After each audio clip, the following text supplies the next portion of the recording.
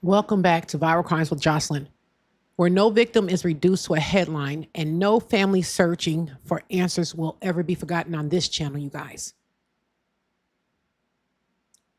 Welcome back to Viral Crimes with Jocelyn. Tonight we're discussing the disappearance of Allahnia Lenoir. She was presumed dead, but her body was never found, you guys. So we're gonna go slow with this case. We're not gonna rush it. We're gonna take our time, and we're gonna discuss every aspect of this case that I could find, every news article, not every, but because there was a lot of YouTube out there, but I narrowed it down because yet her body was never found, you guys. So this is very important for us to keep her name alive until she is brought home to her family and her family can find peace. So she was 24 years old. She was from Georgia. And again, her name was Allahnia Lenoir, affectionately known to many of her people as Fruity. On the evening of July 30th, 2022, Allahnia left her family's home in Douglasville County, Georgia. She traveled with two females. They were her friends. Brings me back to my series that I started, Friends or Foe. Are they really our friends? What happened to the buddy system? Who you came with, you leave with? Don't get me started, you guys. Just don't get me started, because I can go down this rabbit hole and it gets me very upset. You know what listen, let me stay focused. Let me stay focused. So she traveled with two of her female friends to an apartment building in Midtown Atlanta. Everybody loves Midtown. Let me tell you something. It's where it's happening at. Everybody who is somebody is in Midtown Atlanta. Surveillances and building access information reportedly established that Allahnia did go inside of this apartment building, but she was never publicly documented as walking out. But yet her body was never found. So we're going to bring her up again because I don't want her, because this is not about me. This is about this young lady right here. It's about her. And we're trying to figure out what happened to her in that Midtown apartment. What happened to her? So three men were eventually charged. One was already in custody. Another allegedly remained on the run for nearly 2 years before game wardens encountered him on a jet ski. What is he doing on a jet ski? The third spent almost 3 years in jail, received bond, and then allegedly failed to appear in court. But despite his arrest, despite an indictment, and despite years of hearings, Allahnia has never been recovered. But yet, they never saw her leave the building. They saw her go in, but they never saw her come out. Now, I do know I've been in many of those condos down there in Midtown. There's a lot of ins and outs. There's a lot of employee access areas only.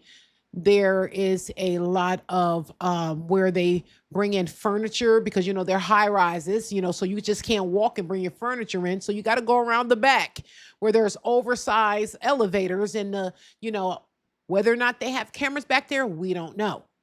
But there are many ways to get in and out of those type of buildings down there. I'm sure it's not the only place. I accidentally went into a wrong elevator. They was like, hold up. No, you can't go in there. I'm like, what do you mean? It's right next to but no, those were for employees only. They had where you could actually wheel out. Somebody could have came in and went upstairs, had furniture, came down the oversized one, had, allegedly had her, or I'm just listening, speculation, had her inside of a piece of furniture, whatever. I'm just saying. The way she came out probably was not, the way she came in was probably not the way she was going to come out in this case. So what happened inside that apartment, you guys? Why wasn't 911 ever called? How could a body disappear from a Midtown apartment complex in Atlanta where the streets never stop partying? Let me tell you something. That's 24 hours down there. It's never quiet. Where were her remains? They never found anything. There was no smells of decomposing. There was nothing. So we're here just trying to get this back out there. This is not an old case, but it's not a new case, but it's quiet right now. So let's try to make some noise behind this and see if we can start generating something behind this. So this young woman, so she's not forgotten, you guys. So let me ask you guys this. How can 3 people be charged in connection with her death while her parents are still unable to bury their only child? So before we begin, everyone, let's discuss tonight what happened. And everything we discuss is presumed. These people are innocent until proven guilty. We will separate the verified evidence from the prosecution's allegation and what we hear on TikTok and in these social media streets, because there's a lot of speculations out here and we don't want to get caught up in that rabbit hole. So we want to really stick to the facts that we, as we know it, that are from the prosecution, news reports and things of that nature. So please do not DM me with all these things as you guys sometimes do. It's never the Viral Crimes family, but these are my opinions. This is my channel and I'm allowed to give that. And everything that I say is allegedly, unless I say it's not. How about that? So our purpose is to educate, have respectful discussion, and just keep the victims' names alive. Sorry.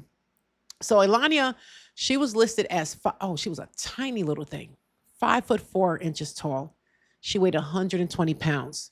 She had black hair, brown eyes. She was last reported wearing a blue top, blue shorts, and a cream-colored shoes. Let's pull up her picture again, you guys. This picture is going to be coming up and down, up and down, up and down. We got videos, but we getting her back out there. So this is this beautiful young lady. Okay, you guys, this is her. So before we go any further, you guys, I have to do some housekeeping. Okay. So that's done. So let me do this really quickly. Y'all, hold on one second. I'm learning something else here with this whole.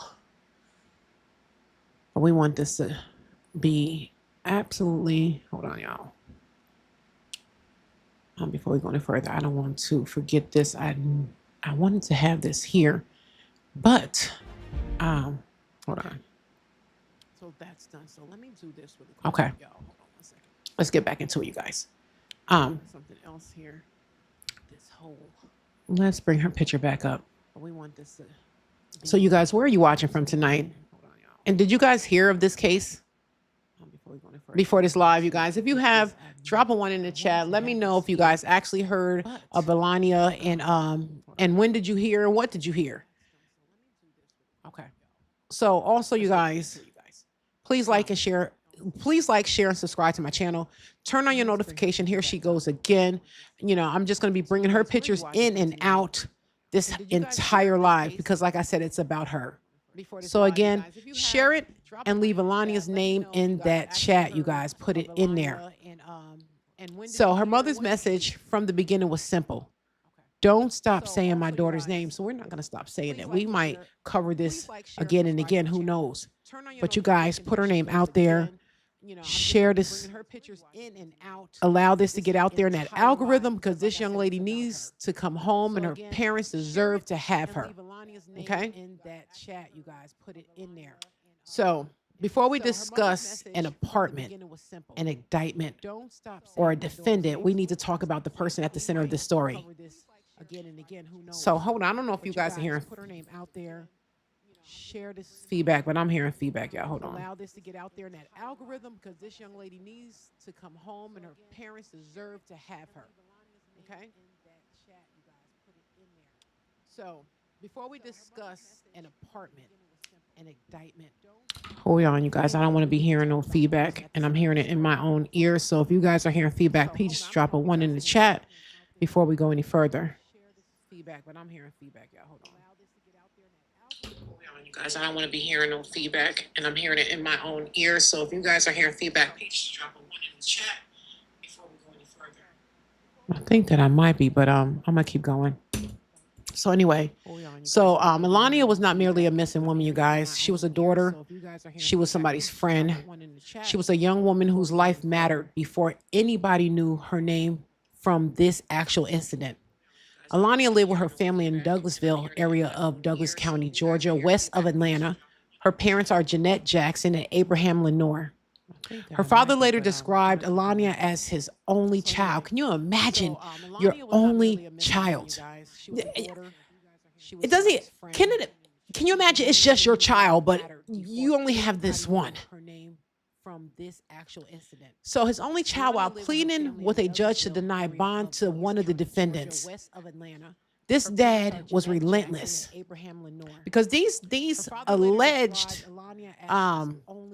the alleged people that had was there in that apartment when I'm trying to be careful with my words. They were there. They knew they were there. They saw these people come out. They were arrested. Dad did everything he could so that the judges and the courts could deny these people their bonds.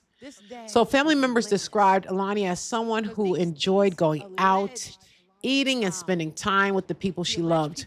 Her nickname was Fruity, you guys. That's cute, Fruity. And the family created a social media campaign, Finding Fruity.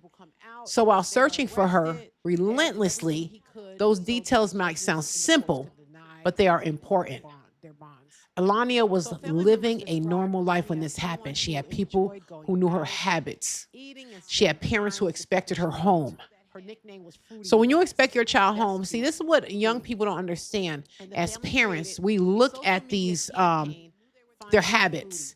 And when a habit is a little bit off, they may think we're crazy when we're trying to do a, calling 911 to try to find out where they are because they're 10 minutes late because it's not their normal.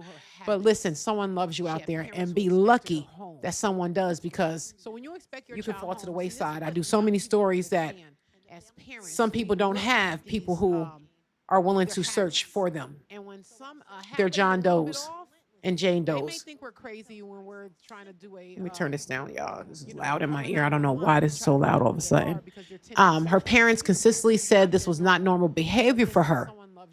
They did not believe she would cut off contact, abandon the family, and simply walk away without telling anyone. So when a young woman disappears after visiting multiple clubs in Atlanta, in any state, the conversation can quickly become judgmental. People ask why she went there. Listen, when I first moved here to Atlanta, I was like, oh, I wanted to see everything. I wanted to experience every club, everything, because back then Atlanta was a place to be, It was happening. So I can understand. She was young. She was trying to have fun, and she was trying to live her life. But none of those questions erase another person's responsibility to call if they see something is not right. And I have seen a lot of things down there, at that younger age, where now today, if I see those, I'm definitely making that call. Definitely making that call. I would never, because I would pray that if my daughters were down there and someone seen something that was a little suspicious, that someone would make that call. But none of those questions erase that responsibility, you guys. A person does not lose the right to safety because she went out. At that younger age, a person, not only she went out or he went out. This is not a her or him thing. It's a human thing. A person does not lose her humanity because drugs are alleged to have been present. That's another thing, you guys. Be careful. When you're taking substances and you're not in familiar places, you shouldn't be taking them anyway. But I'm just saying, if you are doing it, make sure you're in a very safe place and you're comfortable and you are familiar with your surroundings, because to leave yourself vulnerable when you're not cognitive, that alone will open up a Pandora's box that you may not want open. So, Chad, let me ask you guys, why do you think families sometimes struggle to get widespread attention when an adult woman or male disappears? Why are these cases? And this is what it was Nolan Wells' case that brought me down this rabbit hole. Because although his case got that widespread attention, I said, there has to be other cases out here. So I started just Googling and Googling, and I'm like, wow. So I started this friend or foe series of these cases that didn't get that national attention, which is so sad. So those cases we will be discussing here on Viral Crimes with Jocelyn, you guys. So do you believe that the public gives enough urgency to missing adults? I don't like this darn 24-hour rule if they're a certain age. I don't like it. Because I'm telling you right now, you guys, if I go missing for 24 hours, someone done some. Listen, I don't go anywhere for 24 hours and do not contact my family, my husband, my dad. Someone will always know where I'm at. So if your girl go missing for more than 6 hours, sound the alarm. Something ain't right. Listen, hell, 2 hours. I'm always texting, and your family knows your, how you do things. So they know if you go without 4 hours of text, something ain't right. Maybe could I have lost my phone? No, I ain't losing my phone. So what responsibilities do content creators have to talk about these victims, you guys? Is it our job to try to get these stories out here? Instead of focusing on just the accused, we want to keep these names alive. So, you know what? This is this young lady that we're talking about.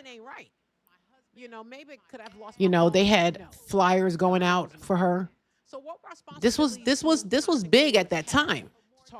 But yet the fact that they haven't found this young, beautiful lady's body, I said I have to talk about this. So you know what?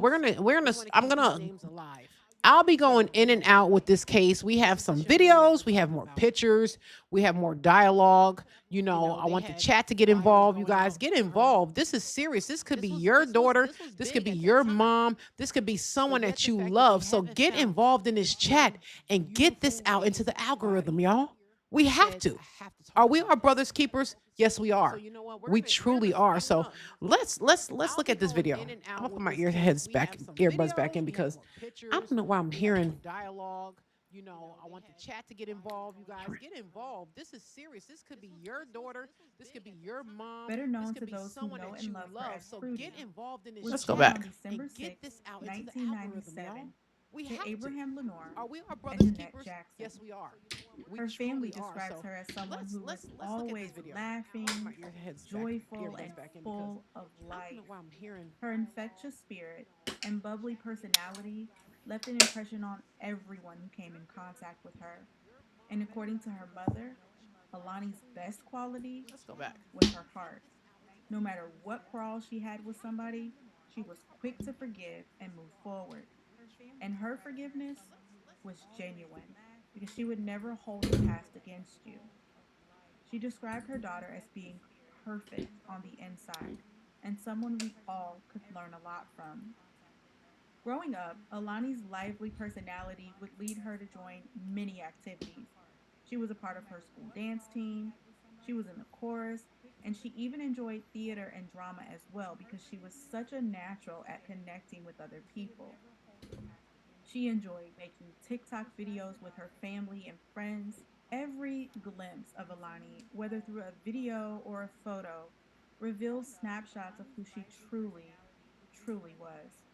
My name is Allahnia Lenoir. I go to Cherokee High School, and I've been coming to Urban Tangles for about 2 months now, and I just love everybody there. Alicia, everybody's so nice, and the difference between her salon and other salons is that they're really quick, and they'll get you in and out, and there's no uncomfortable not speaking. Everybody's really sweet and initiate a conversation, and whenever I go to an event, everybody's like, where'd you get your hair done? And I always look the best there. A young girl full of life with a magnetic personality and vivacious spirit that could just light up a room, which makes the story I'm about to share even more heartbreaking. On Friday, July 29, 2022, Alani was picked up from her home in Douglasville, Georgia, by her friend, Tori Green. All right, you guys. So what we have is public reports.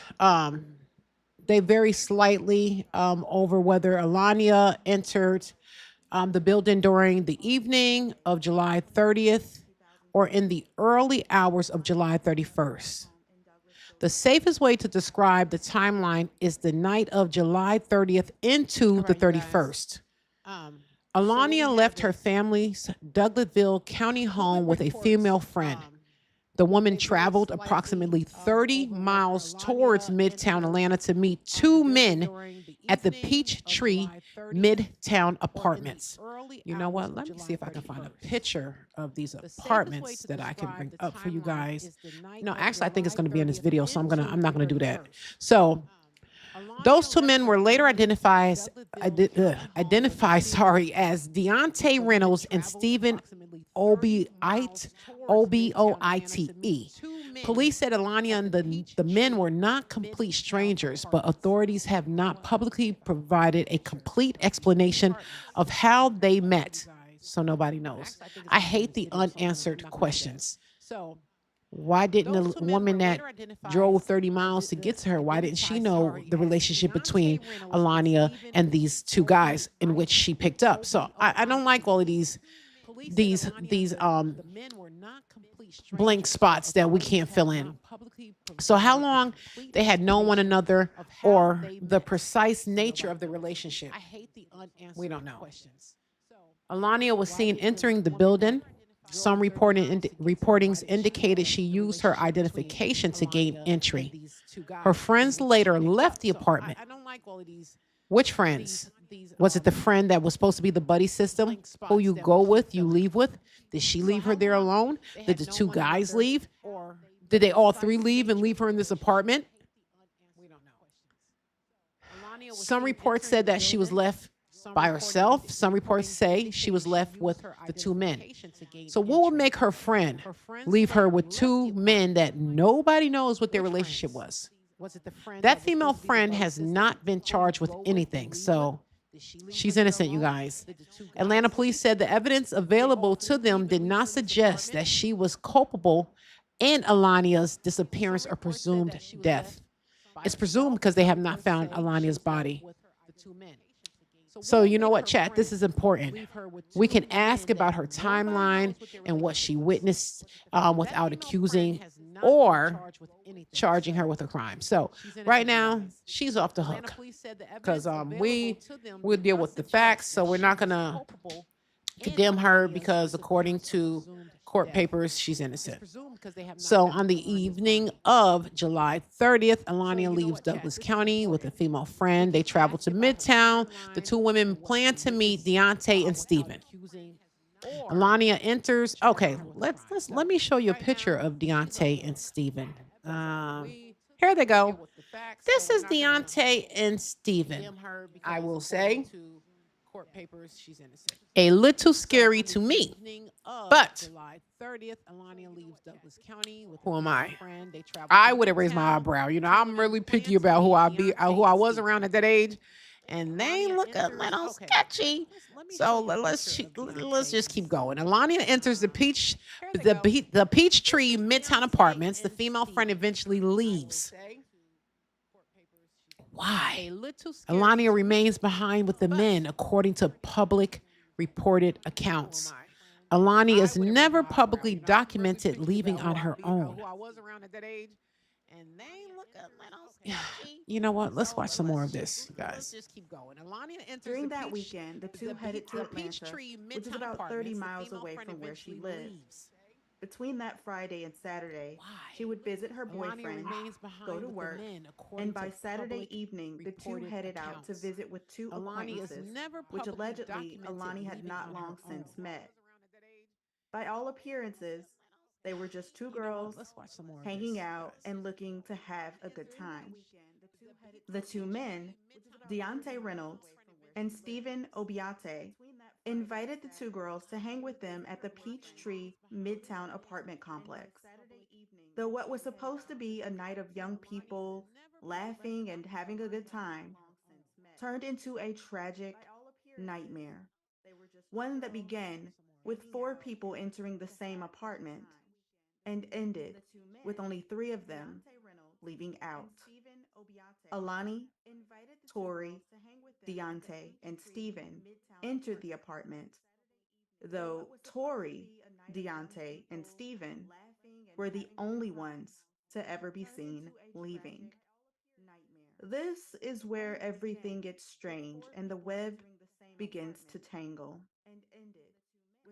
On Sunday, July 31st, Alani's mother, Jeanette, received a text message from Tori asking if Alani was okay.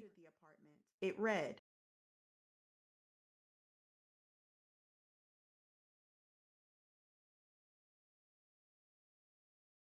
haven't seen her since Friday, but that's normal. Tori then asked, she didn't come home last night? To which Jeanette replies, she doesn't have a charger. She normally doesn't come home until Tuesday. Wasn't home, so I can't say for sure, but when I came back, she wasn't here. Tori says, Brown hasn't heard from her since yesterday when she was at work. He said he's been waiting on her all night. Brown was allegedly Alani's boyfriend. And when Jeanette says she doesn't usually come home until Tuesday, it's speculated that she normally doesn't come home until Tuesday. So she's out with two men. Neither one of those were her boyfriend. You know, it's like sometimes we put ourselves into situations because I'm not trying to be with no man and I'm in a relationship. You know, we have to start thinking better and making better decisions for ourselves, you know, as young women. I'm not young no more, but I'm saying I'm going back back in those times when, you know, I wasn't making the best decisions, but I tried my best not to put myself in harm's way. Um, I always stuck to the buddy system. Like, no matter what, I'm going to go with my girlfriends. We're going to stay there together. We're going to leave together. I've never been left alone. Um, and I've always been well protected by the male people that were in my life at that time. They were overly protective of me. So I was blessed to have that type of protection. So let's keep going, you guys. She was perhaps referring to Alani's habit of staying over at her boyfriend's place. Stuck to the buddy system. Allegedly, Tori said she left on Saturday night with someone who came to pick her up and returned to get her car that next morning. She texted Diante asking about her friend's whereabouts. He said he hadn't seen Alani and was under the impression she left because she had to watch her younger brother. Though between him and Stephen, the two had conflicting stories about what happened that changed. If you guys are hearing like this feedback, why am I hearing this feedback? I am trying something different this time. I'm actually streaming in vertical and horizontal. So I don't know if those two are clashing, but unfortunately I can't stop it in the midst of the live. I would have to stop the live and then go back in, which I don't want to do. So I'm trying to let me see. Let me try it again. I just try to. If you guys are hearing like this feedback, why am I hearing this feedback? I am trying something different this time. I'm trying to disable it, but it's not allowing me to disable it. But this is the first time me doing this. So I'm trying to grow the channel so it can get out there to TikTok in the way that it sees it and things of that nature. So just bear with the channel, you guys. You guys are family now. So you know we're growing and I want to give you guys the best content as possible. So several times during their conversation. On Monday, Tori reached out to Diante via text. She said she was on her way to the Peachtree leasing office to try and request access to the surveillance cameras. She writes, y'all got anything you want to get out before we look at these cameras at 10? Diante replies, go ahead, I have nothing to hide. You definitely do. That's why y'all got different stories. Like, the F y'all go do at 4 a.m. for 4 hours, bro. You really starting to try me.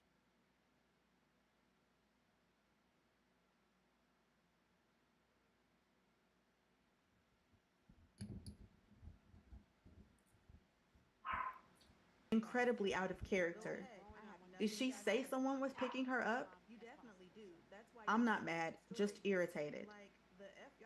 Bro, F your irritation. My friend is effing missing. To which Diante says, when I came back, she had left. The main thing I know is she had to go watch her brother at some point. So why your friend saying she left at 8? Ninja, because she left around 8 according to him. I was not there. You can check. we know that's not facts because there is no surveillance seeing Allahnia leaving that Midtown apartment at all. She signed in, but she never signed out. Whatever. She sobered up and dipped is my presumption. How the hell am I supposed to really even answer that? Tori ends with, We know "Oh, I that's not can't facts wait for this MF because and there's leasing office to no open. surveillance You the last seeing MF Allahnia to see leaving her." that Midtown apartment More at time all. went by without a single She word signed from in, Alani, but and she everyone never began to grow signed worried. out. At the time of her disappearance, not many people had any solid information about these two men last seen with her. However, the world would soon find out. During this time, in the initial days of her disappearance, Tori seemed genuinely concerned. She was the first person to reach out and show concern to the point where and everyone began to grow worried. At the time of her disappearance, There's the apartment complex, you guys. I wanted to get a picture of that, but we do have that the prosecutors allege that no one called 911 from that apartment. Prosecution alleged that her body was moved and concealed, but how? Now, like I said, I've been to those apartments before. Not that exact apartment, but I do know those high rise. There's multiple ways of coming in and coming out. There's the apartment complex. So, to get a picture of that. Allahnia left home socially to have a good time. 911 from that apartment. Nothing about leaving with a friend necessarily suggests that she was walking into danger. She reached the modern apartment complex in one of the most visible areas in Atlanta. This was not an isolated cabin. She wasn't in the woods somewhere. She was in Midtown. I think they coined it as Lipstick Alley because of the influence that goes on down there, the nightlife. It was not an abandoned property. It was a residential building on Peachtree Street, surrounded by traffic, businesses, homeless people, cameras, residents, and vehicles. Why? And this didn't happen in 1980, 1970. This happened in the 2000s. Why are there no videos of this young lady? It makes no sense to me. No one's seen anything. It was not an abandoned property. But yet investigators believe something happened inside one of those units and Alania's body was removed without being recovered. Why? And this didn't happen in 1980. I don't know, you guys. I'm just floored by this case. At one point, should the people inside that apartment, if obviously the people that were in that apartment meant her no good. So there was no way 911 was going to be called, period. What's going to happen? Why did her friend leave her behind? Is that a friend? With two men that she rarely knew? Come on, you guys. I'm just floored by this. These questions need to be answered. At one point, should the people inside that apartment, if obviously the people that were in that apartment, the key card, they sign in. Because I know, like I said, I've been down to those condos down there, and you got to go in, you sign in, you show your little ID, they let you up. They don't even let you up. They actually call the person that the apartment number that you're going to inform them that you are here, that you're downstairs. Questions need to be answered. Don't sound right. And then that person has to say, okay, let them up. And then they escort you to the elevator and they let you upstairs. That's the type of condos and apartment complexes that are downtown in Midtown Atlanta. So what happened to this young lady? What happened to this young lady, you guys? Let's keep watching this. She even contacted some of Alani's relatives in Chicago. She went back to the apartment along with Alani's uncle to confront Diante. That's the type of condos and apartment complexes that are downtown in Midtown Atlanta. So, what happened to this young lady? What happened to this young lady, you guys? Let's keep watching this. She even contacted some of Alani and Steven, but the two were never there. She even reportedly stayed for 2 days. I just lost power, so hopefully you guys can hear me. The power just went out. We're getting a storm, so that's why I decided to come on here a little earlier. So hopefully we are still streaming, you guys. So let me try this again. Friends and relatives sprang into action as well. They filed a police report. made phone calls, and canvassed the Peachtree luxury apartment complex. They were looking for anything that would give them some clues. There were cameras I around, so just they lost were power, hopeful so hopefully that you guys can maybe hear they me. would provide We're answers. getting a storm, But to their so that's why I disappointment, decided to come they on here a weren't little allowed to view earlier. any of the So footage. hopefully we are still Everything streaming surrounding nice. Alani's So let me try this disappearance again. seemed sketchy, and law enforcement was moving slow as snails. So before we go any further, let's go into the details about this so-called luxury apartment complex. We all know that looks can be deceiving, and this is a prime example. These apartments were anything but luxury. And based on the reviews alone, I would say the family had justifiable grounds to be concerned. There were several one-star reviews centered around safety. The others were unaddressed maintenance issues. Over the coming weeks, more reviews would reveal the management staff had been allegedly removing Alani's missing person flyers for fear they would affect business. Because of this, many people who lived in the area didn't even know Alani was missing. One person wrote, "The rent was affordable during my tenure, and apartment maintenance requests were always addressed. However, I had serious concerns about the safety of this complex. On many occasions, I noted in writing to the leasing office problems about the many broken and open access gates. I rarely received a response, and any repairs were short lived. In 2019, someone tried to break into my apartment, and the responding Atlanta police officer told me that he noticed many of the gates were not working. I was very disappointed with 1660 apartments for the following reasons: entrance gate not functioning properly, rat infestation, garbage dumpsters overloaded, trash stacked up around the garbage chutes, mold and mildew in the apartments, and non working elevators. Do not believe the positive reviews. I am a SCAD student. Let's pause this. I want to read this. Do not believe the positive reviews. I am SCAD student with friends that lived there, and a girl went missing this summer, but they took down the missing signs to give people tours so they could move in. Wow. There are shady characters always around. The front and back gates are broken, cameras do not work, and maintenance play favoritism and left a huge hole in my friend's wall. Sketchy down there, you guys.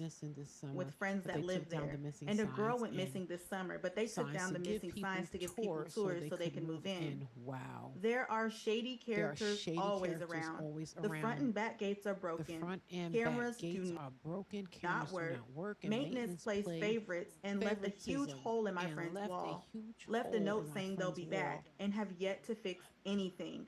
This Sketchy place down there, is you guys. sketchy and not worth the money. One of my other friends that moved out said there was a guy walking around trying to open Is it everyone's not doors. playing? Why? Like, this is a Listen, terrible, like I said, terrible I done place. lost And power, you management guys, so I'm having a hard time getting things back on track. Yeah, it's on. tries to get people to write good It's not reviews playing and gives now. out incentives for it. It's a death trap. Do There's not always something. go there. Do Oh, not there we live go. We're here. back. I'm I wish I sorry. would have listened to the bad reviews before signing a lease. Okay. These apartments are not worth the money and definitely not luxury. I got bad vibes when I was touring this place. Felt like they were fake nice and desperate to get you into the door, as well as not caring who lives here. Not stringent enough background checks to find good tenants. Do not go here even if you're desperate to find a place. It's not even worth the low prices. People had questions. Like, if Alani and Tori went to this apartment together, then why did only one of them leave?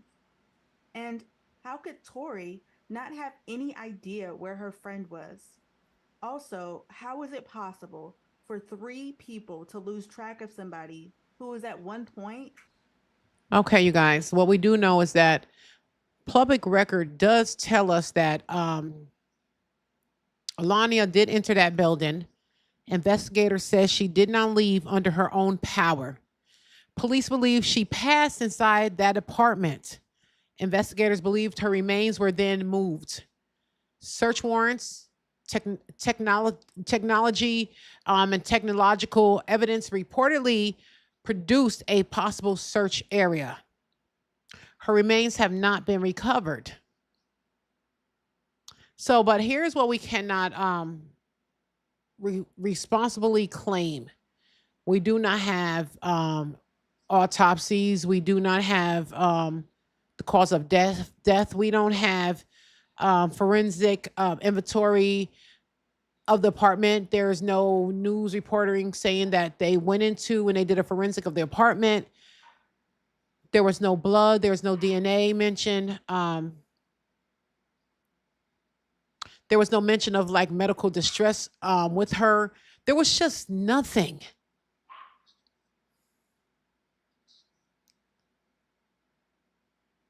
We don't know. We just don't know. So the crime scene really did not give us anything. But removing someone from a residential building, how? That had to be hard. That had to be hard. It had to be hard. There's no way that they did that and no one's seen anything. Were they paid off? Like that lady said, there's a lot of sketchy stuff goes on down in Midtown down there. You guys, sorry guys. A lot of sketchy stuff. Was that just one of the things that was sketchy that went on? Which elevators were used? They had to see the whoever brought her out. They had to see something. They was not just ghost. Did the building have a loading area? Remember I said that earlier. I've been to those condos down there. I've been to multiple apartments down there. I know there's multiple entries and multiple exits. I know that they have the oversized elevator where they bring in and out furniture for the people that are moving in. Of course, it's not an apartment where you can just move something in. So they also have your employee access areas. You know, it's just so many questions that are not answered. And this case just went silent. You know, was there a parking garage to this area? You know, this, like I said, this is not a case that happened back in 1980. There should be more evidence than what is being told. I don't know. Let's keep watching this, you guys. With all of them, it didn't make sense. When asked about why she left the apartment without Alani, Tori first said she left to go be with her boyfriend and planned to come back and get her. But that story soon changed. She later said she asked Alani if she wanted a ride home, but Alani declined and said one of the guys would pay for her an Uber. For weeks, no one knew Tori by name. The public only knew her as the friend, the girl who committed a cardinal sin when she broke the quote unquote girl code by ditching her friend and leaving her behind. Social media commentary went crazy as speculations ran wild.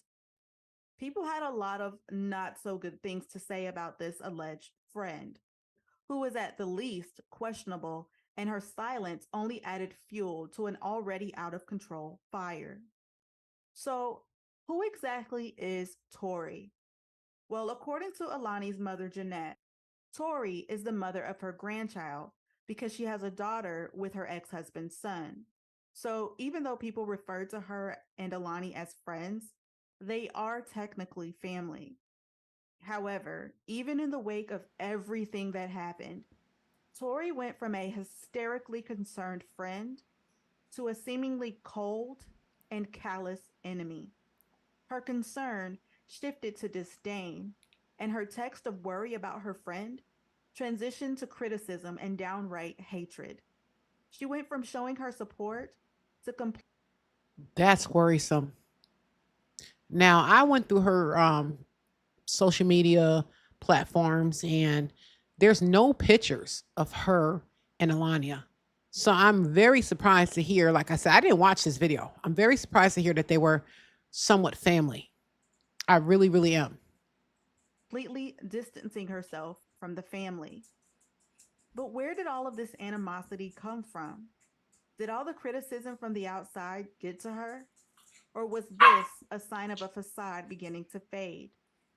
Of course, only Tori truly has the answers, though one can speculate that based on the behavior that ensued, perhaps there's more to the story. Diante and Stephen's names were released to the public as persons of interest. People speculated that they may have been involved in some sort of sophisticated trafficking ring, and Jeanette started to believe her daughter had been kidnapped and may have been held somewhere against her will. Turns out both Diante and Stephen have criminal records and a very disturbing history of nefarious activities that would make anybody raise their level of concern. I knew there was more to this story. Y'all, let me tell you something. I do not second guess anything. I believe what is being told because the whole thing stinks. And these two dudes, when I tell you, you wouldn't catch me dead in a room with these two guys. Would not happen. They look suspicious, you guys. I'm scared for her. This little 5'4" little girl. She was a woman, but yet she couldn't defend herself. Listen, I'm 6'2.5", 6'3" on a good day, 6'5" with some heels. And I still would not be caught with those two jokers. Hell no. Ladies, let's keep going, you guys. 30-year-old Diante Cleophas Reynolds is originally from Los Angeles, California, and is no stranger to trouble. In 2012, he was charged with first-degree burglary on more than one occasion. He caught a charge for attempted burglary in 2013 and was arrested in December of 2020 for possession of a weapon as a convicted felon. Allegedly, he's accumulated 50 years of probation for his offenses. Even more unsettling is what's revealed from... Did she say 50 years of How you get 50 years of probation and you don't get jail time? 50 years of probation? What did this dude do? 50 years, y'all? And nobody... See, sometimes... Let me take off my glasses so you guys can hear me better. Sometimes I think that allegedly, okay, it's a circle. And everybody in that circle is connected. And within this circle, there's this one little thing in the middle. And that one thing in the middle don't have no clue what the circle around her or him is doing. So I believe it's deeper than just these two knuckleheads. They're playing a part in something. They have to be 50 years of probation and no jail time. What crime did they commit? But yet they were out and was able to do this to Allahnia allegedly. Come on, you guys. Open up your eyes and think deeper than the surface. These guys are criminals. They are bad guys. Who lined their pockets? You know what? I'm going to leave it there. I'm going to put on my glasses so I can shut up, y'all. Let's keep going. The content of his social history, most of which I can't regurgitate due to its explicit nature, though a few that stuck out to me were these tweets he shared in the past. Control-Alt-Delete your bitch ass. Don't try me, you might blink and die. Ooh. I can feel myself becoming more and more heartless every time something I don't like happens. Ever hug your mom with a pistol on your waist? Oh. Shoot a ninja spot up, watch a ninja crawl out. Oh. He's angry. It's a stretch to assume that Diante Reynolds is reckless. Overall, his social media footprint reveals a disturbed young man who doesn't respect women, promotes violence, and seems to be mentally unstable. Police learned that his apartment at the Peachtree residence was obtained under an alias, So, what exactly was he up to? 30-year-old Stephen Obiate is no angel either, and Obiate. allegedly Okay. has drug-related charges on his record. He too had multiple identities and properties Listen, you guys, I'm just sitting here thinking, like they're criminals. Did they say, okay, you're going to get 90 years of probation if you do this so you don't have to go to it's I don't trust anything anymore. And anything is possible, you guys. And stop walking around this world with rose petal glasses on and blinders on because nothing has changed under the sun. What happened 30, 40, 50, 60, 100 years ago, it is happening today, just in a different fashion. Just keep your mind right, you guys, and just realize nothing has changed. How did this guy get 50 years of probation and he's not in jail? I'm gonna have to research Obiate. I think that's what she said. She said it right, y'all. Let's keep going, you guys. This was not supposed to be a reaction video because I had a lot of things to talk about and I had did my own little research. So I'm going to go back to some of the things that I found out. We're going to finish this video because it's good.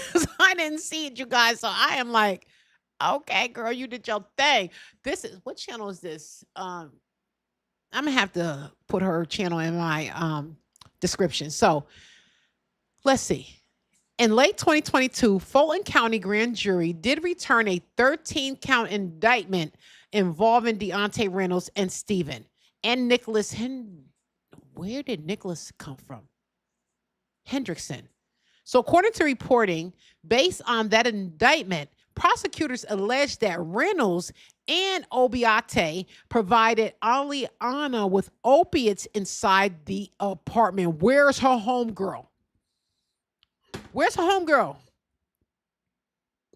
You left your girlfriend, your little 5'4" girlfriend, with these three men that earlier we realized she really didn't know.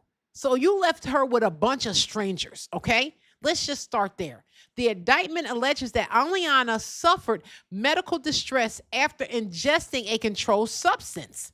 Prosecutors say that the men did not call 911 because they were attempting to hide the alleged involvement with the drugs. Maybe that is because he had 50 years of probation. And with 50 years of probation, knowing that if you hiccup wrong, you're going where you don't want to go. So you're willing to hide whatever. Investigators furtherly allege that Allahnia passed and that her remains were removed and concealed by those three idiots. I thought it was two, but it was three dingleberries. Them three. Their names again was Diante Reynolds, Stephen Oboite, and Nicholas Hendrickson. The distinction, listen, you guys, public reporting does not establish that Allahnia was intentionally attacked. We don't know that. We don't know if they went in there with the intention of deleting this young lady. But we do know that one of those three, they do know the answer. They know what happened to her. They look like big guys too. That poor baby. I feel so sad and afraid for her. Under different aliases. It wasn't till the following Thursday following her disappearance, 5 days later, the cops actually began looking for Alani. It would be a full 10 days before they acquired a search warrant for the apartment. By then, the two men had already packed up their belongings and moved everything out. Police wanted everyone to believe Alani just left on her own, but her mother knew better than that. Jeanette was close to her daughter. For the most part, they talked or texted daily. It was routine for them. She even had the location to her daughter's whereabouts set up on her phone. And when she checked Alani's last phone ping, it sure enough showed the Peachtree location. But the police were making her feel like she was wasting their time. Her frustration led her to eventually hire a private investigator.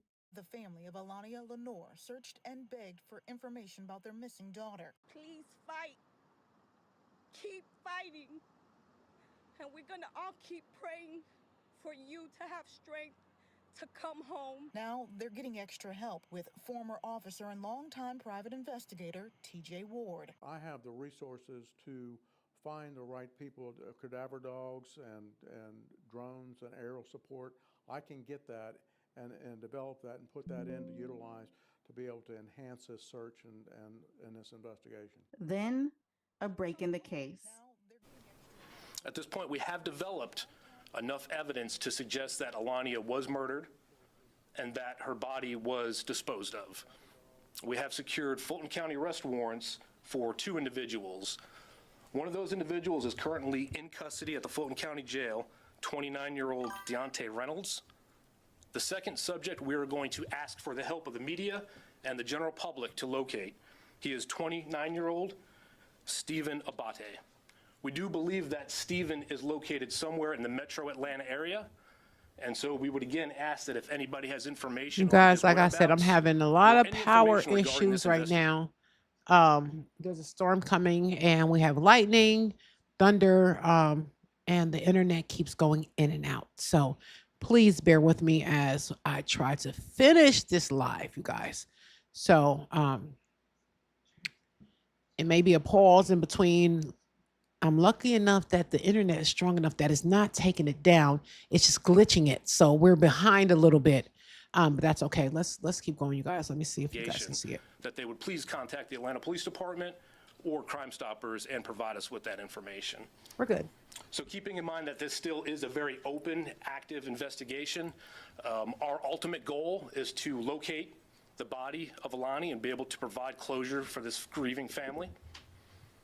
But we will take some questions that we are able to answer at this point.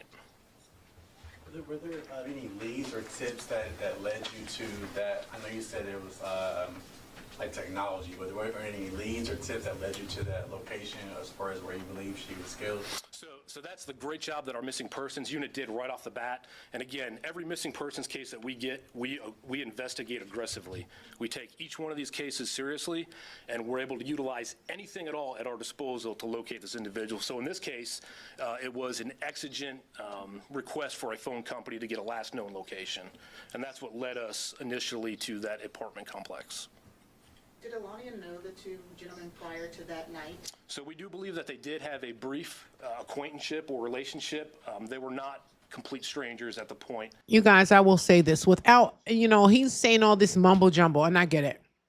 But without the body, we don't know if there was controlled substances involved, the quantity that she took. Now, the friend says she did take some, that they gave it to her, the guys that she was with, after her friend left her by herself with 3 men that she was unfamiliar with. Okay. I often say on my channel that if you are aware of this, you need to go down too. There's no reason why that friend should not be charged with something. Whether there was, did Allahnia have a medical condition? We don't know. We don't know the precise time of death. We don't know the exact cause. We know nothing. And you know why? Because they have not found her remains. So there's no answers. Everything that's coming out this gentleman's mouth is speculation. They didn't even do a forensic testing on the apartment complex that she was found in. Why? All of this stinks to me. But we're going to keep discussing these cases. I don't give a darn. We're going to get these names out here. This happened a long time ago, but guess what? It's back. And it's back on Viral Crimes with Jocelyn, you guys. Let's keep going. Of that night inside of the apartment.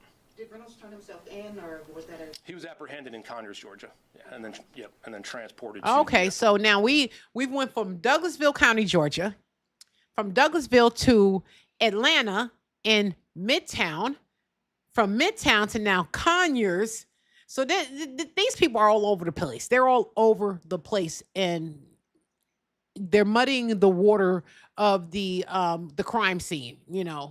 So obviously they did make it into the apartment. They did not find her body. She did not sign out of that apartment. She signed in. She never signed out. So therefore, there was some way they were able to get out and take this body with them. Period. We know that. Did the 3 men that were in that apartment, did they sign out? Come on now. There has to be more evidence than this. Listen, I'm not a FBI agent. I am not a forensic psychologist. I'm not none of that. But I have common sense. And I do work in the medical field, and I am an expert witness when it comes to medical. I won't tell you what, but my brain works a little different. And this ain't normal. And this friend who now became her foe. She was hard body behind her when it happened. But all of a sudden, she became her foe. Were they all connected? County jail.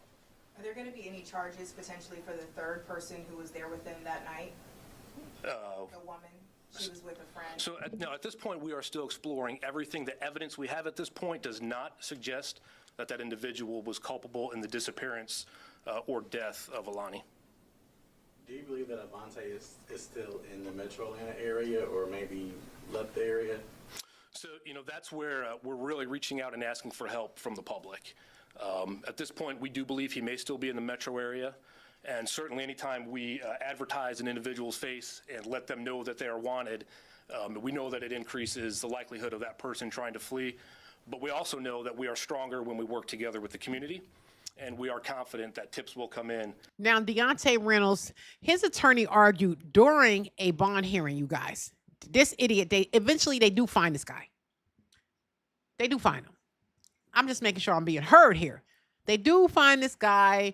He's here. The bond hearing comes, and he's stating there were no witnesses or evidence directly linking him to Allania's passing, and described the prosecution's case as extremely weak. Although we do know that Dingleberry signed into that apartment, but we don't know if he signed out. So the defense argued Allania's death has not been medically proven. So basically they're saying she's still alive and she just doesn't want to be found by the people she loves. There was no cause of passing has been established. She did voluntarily, allegedly ingest. I don't even like to put that out there. But that's part of his defense. It's part of his defense, you guys. Those arguments will ultimately be tested against the complete evidence, which there is none. That will lead us to the apprehension of this individual. Law enforcement had been in communication with both Diante and Stephen. After a thorough investigation, Diante was arrested and Stephen agreed to turn himself in, but never did. He is still on the run as of the release of this video. Oh, and he would be the one that has 50 years probation. I've never heard of this in my life. 50 years and you still out here walking around in the streets? He made a deal with the devil. He made a deal with somebody. I don't know. 50 years probation, you guys. If you guys in the chat, if you've heard of anyone that has ever received 50 years probation on a crime committed, drop a 1 in the chat, you guys. Because I have not. And I don't know everything, so it may be something that's out there. 50 years, you guys. Run that through your brain over and over and over again. 50 years of probation for this knucklehead. And we don't know what he did. And I'm gonna research it because I'm gonna come back. I'm gonna do updates. I do updates on cases. So don't worry. It's coming back, you guys. So just please hang in there with your girl. Viral Crimes with Jocelyn, you guys. Like, share, and subscribe. We are not sugarcoating ish here. I'm not afraid. It is what it is. So please get this out here into the algorithm because Allania name, she needs to be be remembered. Because as we already know, there's no evidence that she's even gone. So why are they talking to her about her in past tense when there's nobody? You know, like one person early on in the video had mentioned trafficking. There's no evidence. There's no crime scene. The apartment was squeaky clean, you guys. Could she be somewhere else? We don't know. But we're going to keep her name alive. We're going to keep her pictures out there. Maybe somebody may see her in another country. Who knows? So I'm going to put her picture up there again. Where she's at right here. This is Allahnia. It's a beautiful young woman, 5'4". Went out with her girlfriend. Met up with 3 criminals. These guys, you may know them. One of them had 50 years probation. Wanted poster, you guys.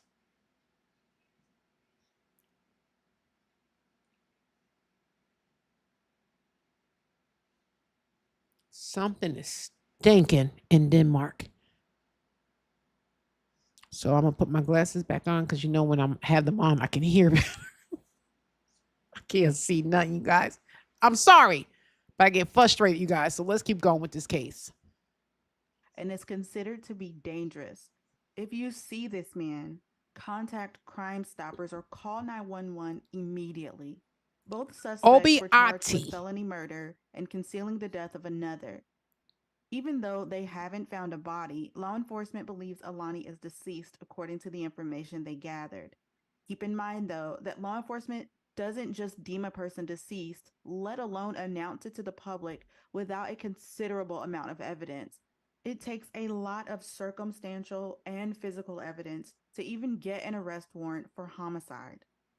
Also, notice that even though Tori was cleared immediately, it was made clear during the press conference that the investigation concerning her involvement was still ongoing. Good. His exact words were, "Now, at this point, we are still exploring everything. The evidence we have at this point does not suggest that..." Sorry, you guys. I'm waiting right along with y'all. Be patient.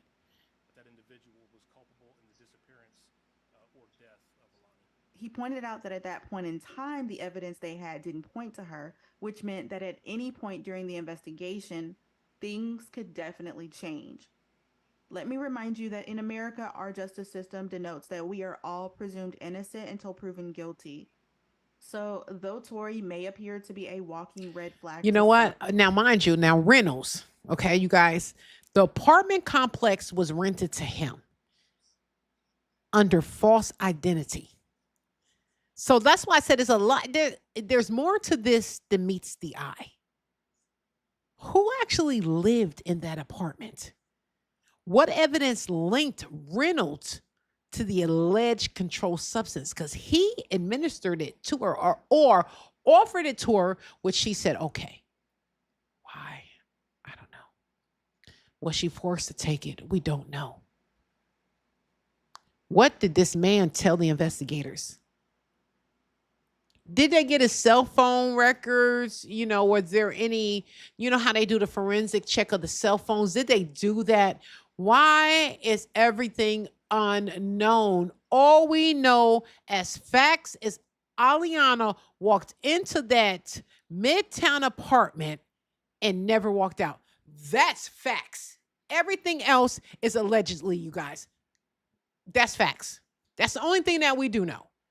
Now, this Stephen Oboite, he was identified as the second man inside that apartment and was also charged with her murder and related offenses. So he had a lot. These was really nefarious dudes. They were not good guys, okay? So after investigators publicly named Oboite, he remained at large for 2 years. 2.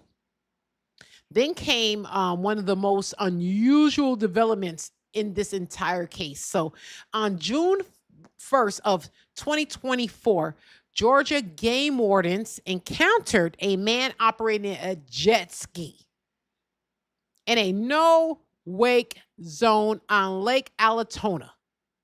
You know, they do have some of the best fish out there, though.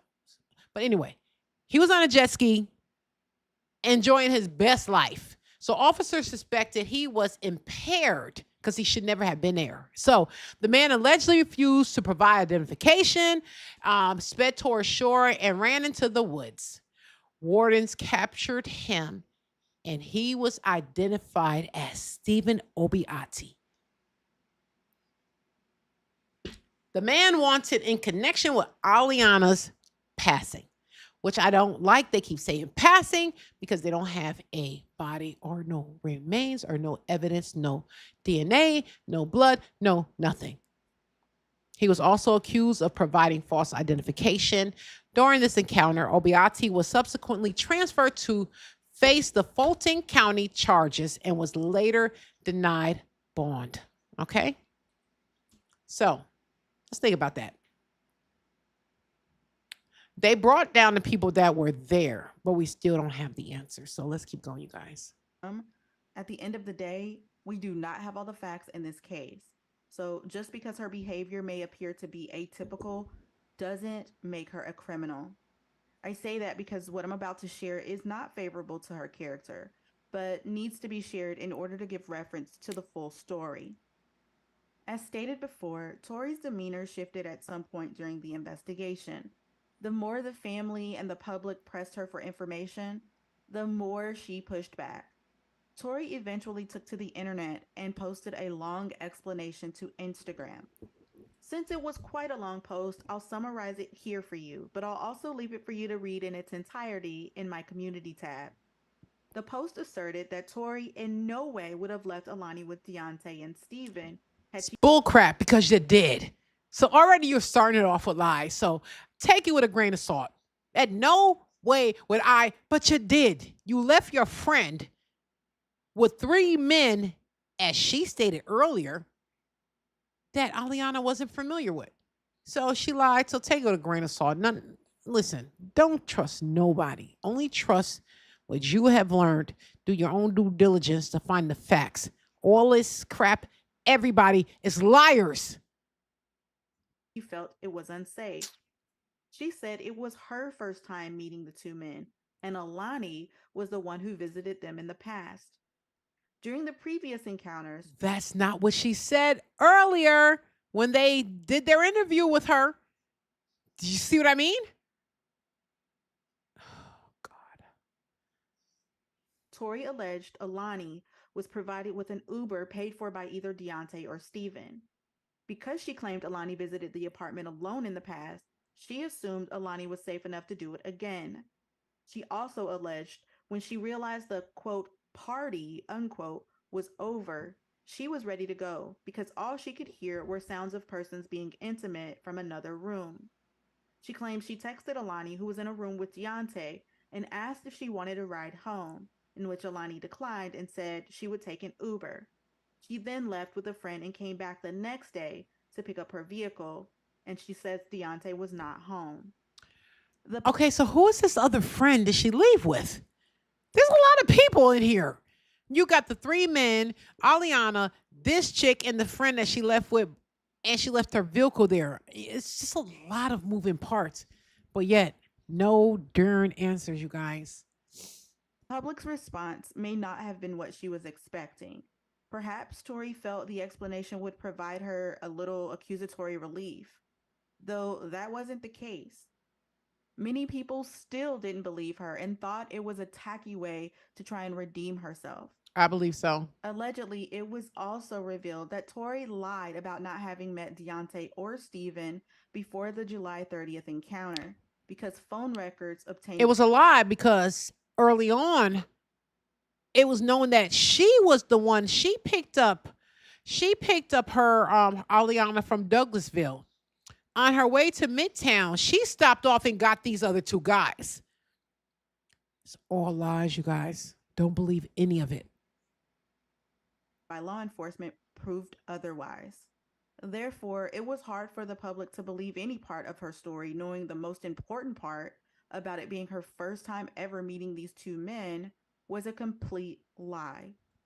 To make matters worse, damaging clips of a phone conversation between Tori, and another unnamed individual were leaked to the public.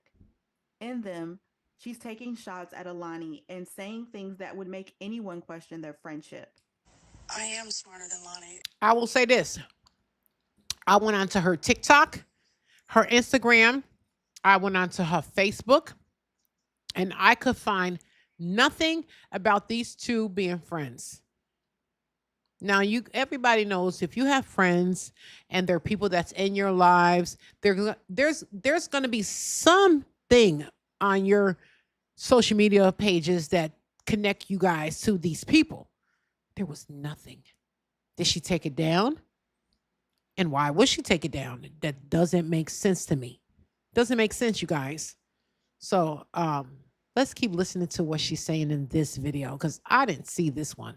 So I could have missed something. I checked Instagram. I checked 3 things: Instagram, Facebook, YouTube, and TikTok. I don't check all that, Kick, Twitch, and although we're on there, I don't check it, you guys. So let's continue with this. Isn't she gone and I'm not? Stupid bitch. I bet that one sucks. I'm going to let that sit with you. Oh no, we're not gonna go past that. We are not just gonna move over that. We're gonna double back, you guys. We're gonna listen to that again. Let's go back just a little bit. Hold on. Let's get the drink in our hand, because they say a drunk man tell no tale. So let's see what she's saying. For the public to believe any part of her story, knowing the most important part about it being her first time ever meeting these 2 men was a complete lie. To make matters worse, damaging clips of a phone conversation between Tori and another unnamed individual were leaked to the public. In them, she's taking shots at Alani and saying things that would make anyone question their friendship. I am smarter than Lonnie. Isn't she gone and I'm not? Stupid bitch. I bet that one sucks. I'm going to let that sit with you. So feel free to digest. You guys,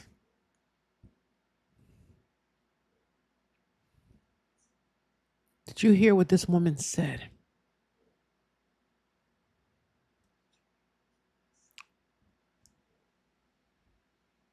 This is out of her mouth.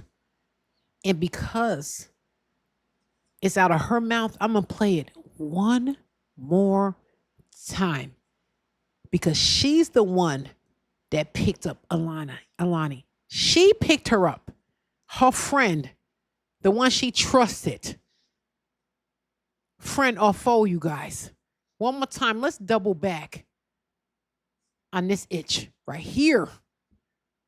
One more time. We're going to go back one more time. Right here. Open up y'all ears and listen. This was the girl who connected her with the 3 guys. This girl right here, her friend. Let's do it. First time ever meeting these 2 men was a complete lie. To make matters worse, damaging clips of a phone conversation between Tori and another unnamed individual were leaked to the public. In them, she's taking shots at Alani and saying things that would make anyone question their friendship. I am smarter than Lonnie. Isn't she gone and I'm not? Stupid bitch. I bet that one sucks. I'm going to let that sit with you. So feel free to digest it at whatever rate you find tolerable. Keep in mind, these are the words directly from the mouth of a so-called friend. Alani is missing. And you guys, listen to me. We are in a ugly world. Stop thinking that everything that looks beautiful is beautiful. Please protect yourselves and stop being so trusting of anybody other than yourself. I started a series called Friend or Foe because I'm trying to get this out here. These people that you may hang out with, oh, I done met this new girl, she's this, she's that. That's the one that's trying to take you out. You in a car, you got 5 friends, they ride in the back, you driving. I promise you, one of those friends is looking at you side-eyed. People, we are in a horrible world right now. Trust no one, you guys. I'm sorry. Trust no one. If someone can take out Jesus, you don't think someone can take you out? Are you serious? Come on, you guys. Protect yourselves. I don't want to be sitting here doing a story on someone that is a subscriber to this channel. I don't want to be the one that has to report your demise because you're walking around life with these rose petal glasses on in this day and age. Let's keep going, you guys. I'm so passionate about this, and I love you guys. I love all of you guys, and I appreciate you guys for supporting me. I'm almost at 20,000 subscribers on YouTube. And I just pray that this channel continues to grow because we are here to speak the truth. We're not hiding nothing, sugarcoating nothing. The devil comes to do 3 things: kill, steal, and destroy. That's it. So your battle is not your family because the devil don't want family. Your battle is against him. Get your family together and say, listen, we are not the problem. The devil sees that we are powerful together. He's trying to destroy us. So come together and let's pray and let's worship God and let him enter into our home so we can get this devil out.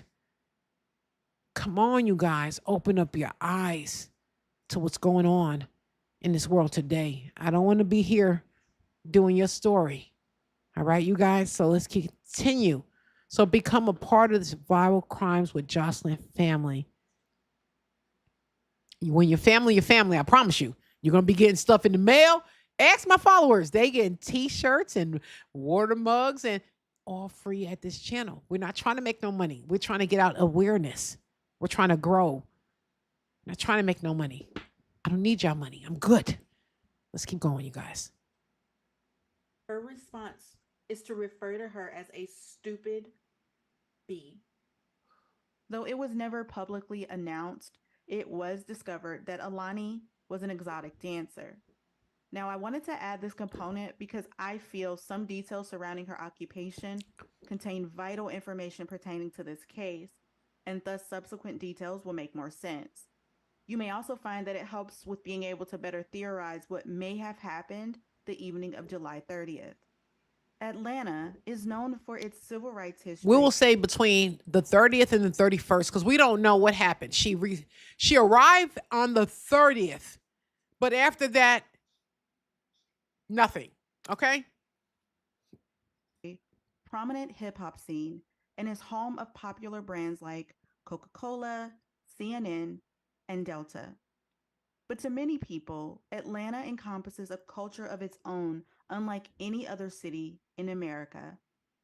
Nightlife is a big part of ATL It really culture, is. and the I'm in the ATL. It really is. Comes from the strip clubs. Yes. Though they are most prevalent in older cities on the East Coast, you'll find at least one strip club in most major cities. Only 13 U.S. cities have more than 5, with Atlanta being one of them. Natives attest that stripping in Atlanta is common because it doesn't carry the stigma you'll notice in other parts of the country. Because of this, many young women are attracted to the occupation for various reasons, primarily because the money is fast and there's a lot of it. It's not just about going to see people do acrobatics or go make money. There's so many aspects that contribute to Southern culture when it comes to strip clubs. And I feel like strip clubs was the catalyst for... I will say this, you guys. These girls can dance. They can dance, you guys. Let me tell you something. They make their bodies do things. that people that when they what they call them, like they in Vegas and they doing card tricks. These women can make their body do card tricks that make any man want to go down there. But guess what, you guys? It's only a handful of them that can do that. And don't get caught up in it because it's not real life. It really isn't. So let's keep going, you guys. Believe it or not, pushing what everybody knows now as lemon pepper wings. DJ Esco, who was the lemon pepper wings at Magic City, which is a strip club that's a few blocks down the street where where my alma mater is. He was talking about what they call Magic City Mondays. So me and some college friends used to go there way back when on Mondays, and didn't realize that was like a thing until DJ Esco talked about it. And believe it or not, some of my classmates actually worked at Magic City, whether there were strippers or the cocktail waitresses or working behind the bar as barbacks. So, you know, it helped them throughout college, and then, you know, they garnered, you know, income. Listen, I am not against a man going on and going down to the darn Magic City. Listen, let me tell you something. If your man going to cheat, he going to cheat, ladies. It is what it is. But he can go down there and look. It's all good. Listen, it's all fantasy. And if you know it's fantasy, it's fantasy. They look good, but guess what? They be having a lot of other stuff going on with them that you may not want your man down there. They may look, baby, go down there and look, but don't come home and bring nothing back that you ain't leave with. That's that security. You know, at this age, you know, I'm crossing over to 60. Listen, I may not have good knees, but have a lot of good other things though, you guys. But let's keep going with this. I'm trying to have a little fun with this. You know, it's listen, it's the weekend, and we're just trying to have a good goddamn time right now, while bringing awareness on the viral crimes of Jocelyn channel. You guys, I love you guys. I love my family. I love the community that we are building on all social media platforms. You guys, let's keep going. There, so it was a revenue stream for them as well. Atlanta has deep roots in the hip-hop industry, and its strip clubs are known hotspots where aspiring rappers and entertainers make names for themselves. It's arguably a major part of the culture. So the fact that Alani was attracted to the lifestyle is not surprising. What's unfortunate, though, are the risks that come along with it. It's a dangerous playing field. Really is. And what I found to be interesting was the amount of criminal activity surrounding two clubs Alani was allegedly affiliated with. One of them is no longer open. On April 7th of 2022, just 3 months prior to Alani's disappearance, one of her good friends whom she worked with posted in a TikTok that she'd been assaulted while leaving work. In it, she shared a photo of her badly bruised face from the attack. The caption read, "Be safe leaving work, ladies. People follow you from work and you never know. I'm currently recovering from getting robbed and beat." Alani responds to this post with, I will tell you guys this. These women need more people that love them because, like I said, I used to go out when I first moved here, and I had a group of fellas that would not take their eyes off me if they was blind. I promise you. So the fact that these women could leave and that this is their job and they have nobody to protect them or to love them, it's scary. What the hell? And I was only out there at MJQ just doing the jig, you know. You know, that's it. This is sad. And I deserve that. 29-year-old Nicholas Hendrickson of Conyers, Georgia, was charged with disposing of Alani's body. But how? Oh no, what did we miss, y'all? Let's go back. Hold on. Listen, you guys, one day I'm gonna show y'all. Y'all go on to I have another channel that's called These Criminals Are Crafty, which is a full studio, not just my talking head. So you'll see why I'm like this because there's monitors everywhere. So we're going to go back over here and I'm going to pull it back a little bit because something we must have skipped. Hold on, y'all. Hold on, y'all. Like, share, and subscribe to my channel, you guys. If you're on TikTok, double hit that screen. Get us out into the algorithm. Get it out there, you guys. It is what it is. We need to bring awareness to what is going on out here for these women, our young children, our daughters, our everybody. So hold on. So this is the luxury apartments on 1660 Peachtree Street. Hold on. Then listen, the apartment ain't the problem. It's the people that are allowing in that's the problem. So don't say, oh, I'm not going to rent this apartment because, nah.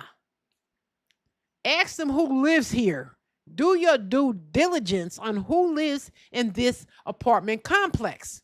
Hold on, let's keep going. This is Fox 5 giving us the real. Hold on. Apartment complex in late July. Atlanta police say these two men, Stephen Oboite and Diante Reynolds, face a number of charges, including felony murder, and now a third suspect, Nicholas Hendrickson, has been charged for his role in helping them dispose of her body.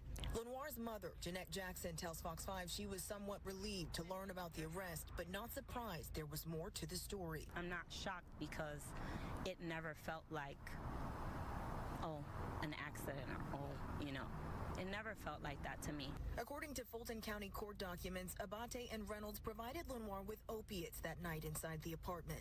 Investigators believe when she showed signs she was in need of medical attention, the two men avoided calling 911 in an effort to cover it up. The indictment goes on to say Reynolds secured a lease on that apartment using a fake name and identity. Now you're backtracking, trying to say she did this to herself. Well, I'm going to say to you, if she did, then why are you guys running? Where is her body? Where is it? Where's her body, you guys? Why is there a fugitive? Why won't you tell the police where she is? The court documents say Hendrickson helped the two men move her body and lied to investigators when asked if he move it where? Alabama on July 31st, the day of the alleged crime. Hendrickson is not facing a murder charge. I want the same thing I wanted on July 31st. Where is she? And I deserve that. 29-year-old Nicholas Hendrickson of Conyers, Georgia, was charged with disposing of Alani's body. But how? How was she removed from the apartment into any transport vehicle?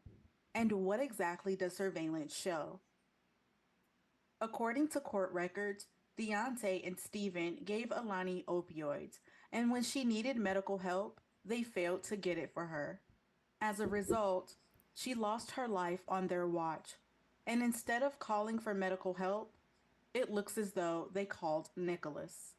Nicholas' social media footprint is just I will say this, and I'm not agreeing to anything that they are saying. His life summary. I'm just saying to myself, okay, maybe she had an opioid reaction. They didn't have any Narcan on hand, and she did pass.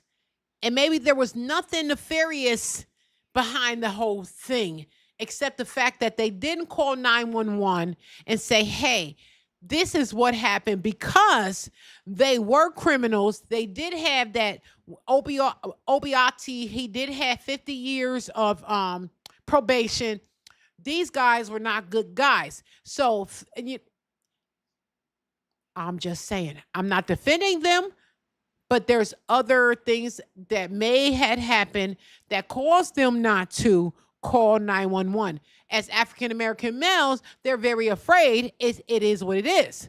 So that's another avenue that we could actually go down. She may have a reaction to the drug that she ingested on her. She did it herself. You know what I mean? I'm just saying. Let's keep going, you guys. It would reveal him to be high on life. Literally. Nicholas smokes and Nicholas does drugs. Period.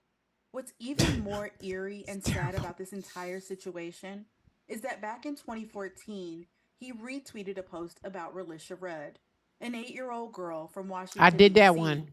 whose story went viral when she went missing while out with a family acquaintance. Yet, here he is today, charged with the aiding in the disappearance and concealing the murder of a young woman. Hendrickson's charges were tampering with evidence, false statements to authorities, and hindering the apprehension or punishment of a criminal. But the charge I really want to highlight is the second one. Allegedly, Mr. Hendrickson lied to the investigator who questioned him about his whereabouts on July 31st. According to his indictment, he lied about traveling to Alabama. The million-dollar question is why? And with such a delicate matter at hand, I feel the answer to that question is highly important because we have a woman who is still missing, and now we're looking at the possibility of multiple jurisdictions. And speaking of multiple jurisdictions, where are the feds? Shouldn't they be involved at this point? According to criminal defense attorney Micah Schwartzbach, who also serves as the legal editorial director of NOLO, a web liaison for consumers and small businesses seeking legal representation, a crime can violate both state and federal laws in one of two ways. For example, a crime might occur partly on federal land and partly on non-federal land, giving the state and the federal government jurisdiction, as with the current controversy with the Daniel Robinson case concerning... But exactly, when you think that that would have given more attention to Allahnia, if it crossed... Now, I don't understand how Peachtree Street and Midtown in Atlanta cross the border of the federal and the state. I don't get that. So hopefully we can learn from this case right here with this young man. A 24-year-old young man who went missing from his work site in the Arizona desert. Allegedly, his vehicle was found on federal land, and he's yet to be found. The second example is this. A crime might violate a state law such as a murder, but as soon as the defendant moves the body across state lines, a federal crime has been committed. Okay. This gives possible jurisdiction to not only the other state, but the federal government as well. So if perhaps Alani's life was taken at the hands of one or more of the three suspects, and Nicholas did in fact dispose of her in Alabama, he committed crimes in two states and under federal law by crossing state lines. This is the same knucklehead who has 50 years of probation. Come on, you guys. Stop being so blind and stupid. This guy, 50 years of probation, and all of a sudden he ends up into this girl's life where someone is saying there's trafficking. Now this guy is out with his friends and they come across this young... Stop being stupid, everybody. I'm sorry. This rose petal glasses where everybody's running through the darn flowers. It's false reality. Don't be a victim like this young lady was. Stay tuned because I will be digging into that part a lot more. And I don't have all the answers, but I'm willing to do the work to find them. Growing up, I often heard the saying, your 20s are for making mistakes. And reflecting back, though I had some of the best times of my life, I made plenty. Then I came across a quote by Ann Basharis that read, I look back on my 20s. It's supposed to be the prime of your life, the most vital, the most beautiful. But you're making critical decisions. That's right. Sometimes your most critical mistakes. That's right. And with that last sentence, a piece of my soul will forever resonate. Alani. You guys, she said something so right. Stop thinking because you're young, you can make these decisions, because these decisions may make your end. So like y'all all know how I end my show. And it's with a prayer for the family. So in the name of Jesus, we pray for Allahnia's family. We ask that you comfort them, Lord. Put a hedge of protection of peace around them so they can get the answers that they deserve. And we ask that you find her remains and you bring her home.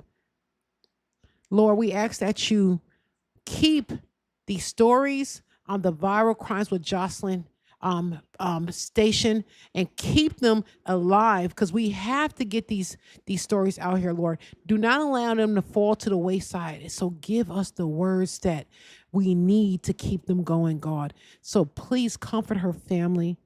We ask that you also bring peace to the assailants, and that they find God in this whole midst of this mess. In the name of Jesus, we pray. So I always try to end my channel with that, because without God being the forefront of your life, it's nothing but turmoil behind it. So don't ask yourself why your life is not where you want it to be. It's because you don't have God where he needs to be. So you guys, thank you for joining us on this journey today. We did almost 2 hours on this young lady, Allahnia. So we're going to put her name up, her picture up one more time. Here she goes. This is Allahnia. She passed down in Midtown Atlanta, you guys. They have not found her remains yet. So just continue to pray for her family, that they do find her so they can get some rest and peace, you guys. So until next time, there's another story coming that you may not have heard, but we're bringing it to you on Viral Crimes with Jocelyn. So thank you guys, and be at peace.